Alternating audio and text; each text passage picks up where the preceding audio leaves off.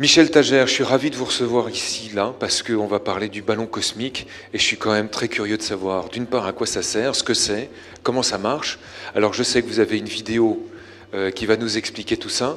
Vous-même allez nous en parler, et puis on verra comment vous avez mené l'expérience, et comment vous avez associé les lycéens. Alors des lycéens qui viennent de Luisan, près de Chartres, du lycée, j'ai dit tout à l'heure, Sylvia Montfort, et puis on a des lycéens du lycée Voltaire à Orléans. Racontez-nous cette aventure. Le but, c'est de célébrer le 100e anniversaire d'une manip historique. Vous voyez qu'elle s'est faite dans des conditions matérielles un peu différentes. Victor Hess, en 1913, en montant dans un ballon, il a prouvé l'existence de rayonnements cosmiques. Il a prouvé que des rayonnements ionisants observés au sol venaient en fait de l'espace, que c'était un nouveau messager sur ce qui se passe là-haut. Donc bonjour à tous. Nous allons vous présenter notre projet qui a été réalisé par 18 élèves. Et on a été aidé par les laboratoires, le LPC2E, par le CNRS, les universités d'Orléans et... Comment on fait? Vous appuyez sur le petit bouton vert du boîtier. Ah. Voilà. Non, c'est pour Pour revenir en arrière. Vous essayez un autre bouton, ça va marcher. Merci. Et l'université d'Orléans et de Paris Diderot et la planète science et l'OSUC. Donc, dans notre présentation, on vous parlera de nos différents matériaux, de nos capteurs, de notre nacelle et les contraintes de ces matériaux. Et on parlera de nos résultats d'étalonnage et de nos résultats obtenus après le vol. Alors, je vais vous expliquer pourquoi nous avons fait un ballon cosmique. En fait, le but de notre projet est de fêter le centenaire de la première expérience spatiale sur les rayons cosmiques de Victor Franz Hess, un physicien autrichien.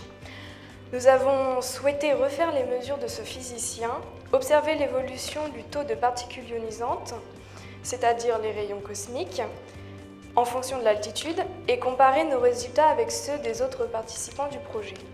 Nous avons donc cherché les capteurs que nous pouvions intégrer au vol, ainsi que leur fonctionnement. Il a fallu respecter certaines contraintes énoncées dans le cahier des charges, comme le poids, la forme ou encore la taille, et à des contraintes naturelles telles que la pluie. Un des composants de notre nacelle, c'est la carte Kiwi. Donc c'est très important parce que c'est ce qui alimente nos capteurs et ce qui récolte les données que les capteurs prennent. Et il faut savoir que la carte Kiwi, elle récolte des tensions entre 0,5 et 5 volts. Donc c'était une contrainte à prendre en compte dans la création de nos capteurs. Donc, on a exploité les résultats après le vol. La pression en fonction de l'altitude, donc P égale F de Z. On a utilisé le modèle d'aviation civile, OACI, et on a constaté que P diminue quand Z augmente. Et quand Z égale à 0, la P est supérieure à la pression atmosphérique. Donc on peut se poser la question si c'est une surtension, un problème de surtension du capteur.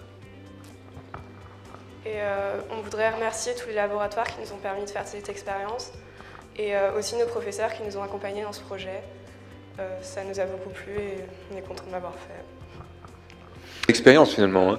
Et on voit à quel point ça doit être un peu frustrant de mener une expérience comme celle-ci et puis de s'apercevoir que soit on a fait un mauvais étalonnage ou il y a un appareil qui est mal réglé et qui du coup ne donne pas les informations qu'on attendait à son retour. Je pense à la luminosité, la perte de température en fonction de l'altitude, choses comme ça. C'est la glorieuse incertitude de la science, c'est la pratique. Il y a des résultats, il y en a qui marchent, d'autres qui marchent moins bien. Il faut recommencer l'expérience, il faut comprendre. C'est la première leçon de science.